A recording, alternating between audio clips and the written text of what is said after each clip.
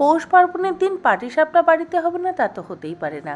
তবে একঘেয়ে নারকোলের পুর বা ক্ষীরের পুর দিয়ে পাটিসাপটা না বানিয়ে এবার একটু অন্যরকমভাবে পাটিসাপটা বানিয়ে নেওয়া যাক।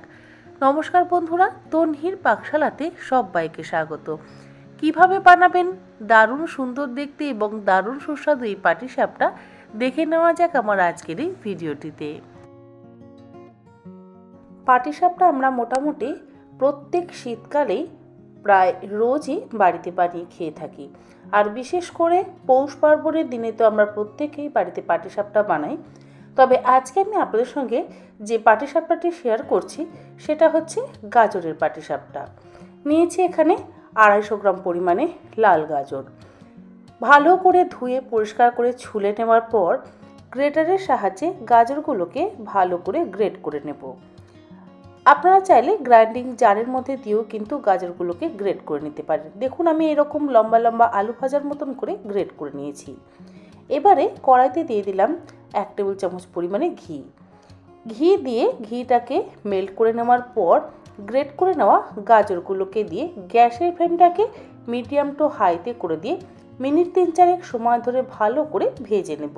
সাধারণত আমরা পাটিসাপটা বানাই হয় নারকোলের পুর দিয়ে, তা না হলে মাওয়া বা খোয়া ক্ষীরের পুর দিয়ে। আবার অনেক সময় লিকুইড দুধ, গুঁড়ো দুধ আর নারকেল কোড়া দিয়ে একসাথে পুর বানিয়েও কিন্তু আমরা পাটিসাপটা বানিয়ে থাকি। গ্যাসের ফ্লেমটাকে একদম লোতে করে দিয়ে আরও 2 থেকে 3 মিনিট আমি গাজরটাকে ভেজে নেব। গাজর ভাজতে ভাজতে পাটিসাপটার ব্যাটারটা তৈরি করে নেব।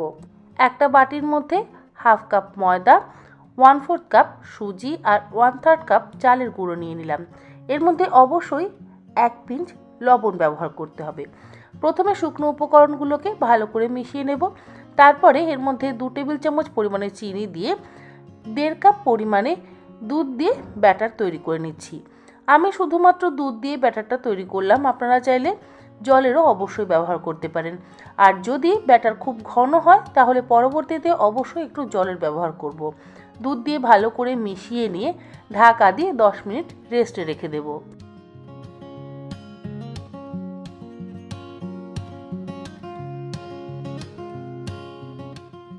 অপরদিকে গাজরটা কিন্তু আমাদের বেশ ভালো মতন ভাজা হয়ে গেছে। গাজর যখন ভালো মতন ভাজা হয়ে যাবে তখন এর মধ্যে দিয়ে দিচ্ছি স্বাদ অনুসারে চিনি। আসলে এটা বানাচ্ছি গাজরের হালুয়া। গাজরের হালুয়া দিয়েই কিন্তু আজকে পাটিসাপটাটা তৈরি হবে। খেতে অসম্ভব সুস্বাদু হবে।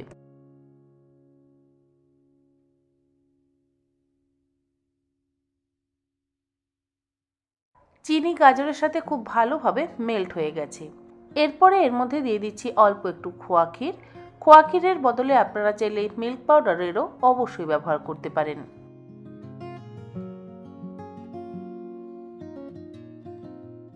খোয়া ক্ষীরটা ভালো করে মিশিয়ে নিয়ে গ্যাসের ফ্লেমটাকে বন্ধ করে দেব। পাটিসাপটার পুর অর্থাৎ গাজরের হালুয়া একদম তৈরি।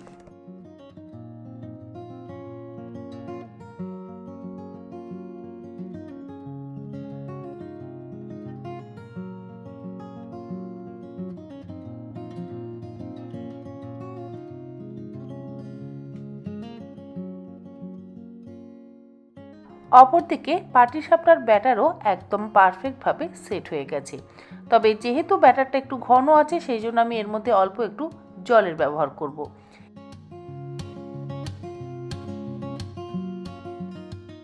একটা বাটির মধ্যে নিয়ে নিচ্ছি 3 টেবিল চামচ পরিমাণে পেস্ট করে নেওয়া গাজর অর্থাৎ বেটে নেওয়া গাজর।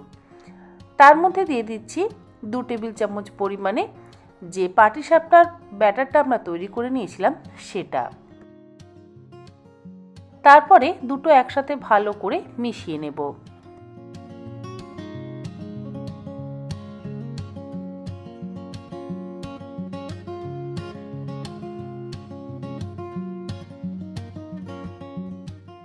পাটিসাপটাগুলো তৈরি করবার জন্য প্রথমে তাওয়াটাকে খুব ভালো করে গরম করে নেব। এরপরে গ্যাসের ফ্লেমটাকে লোতে করে দিয়ে অল্প একটু ঘি ভালো করে ব্রাশ করে নেব।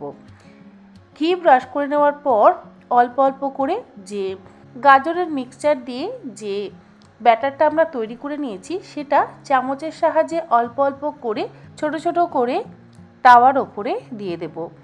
7 থেকে 8টা বা 8-10টা দিলেই হবে।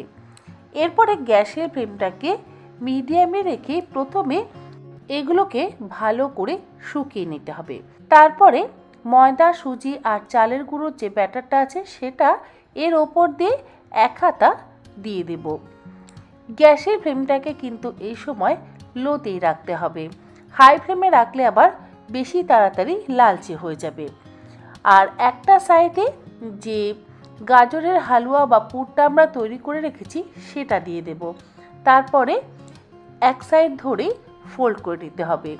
এইভাবে করলেই তৈরি হয়ে যাবে দারুণ সুস্বাদু গাজরের পাটিসাপটা।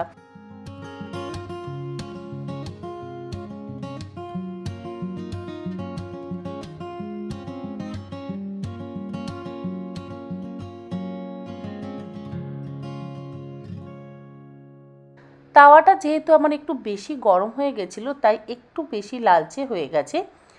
এই পাটিসাপটাগুলো বানাতে গ্যাসের ফ্লেমটাকে একদম লো টু মিডিয়ামে রাখতে হবে। তাওয়া খুব বেশি গরম করা একেবারেই চলবে না, তাহলে আবার সুন্দর রঙটা বজায় থাকবে না। প্রথম পাটিসাপটা আমাদের একদম তৈরি। এই একই রকমভাবে বাকি পাটিসাপটাগুলোকেও তৈরি করে নেব।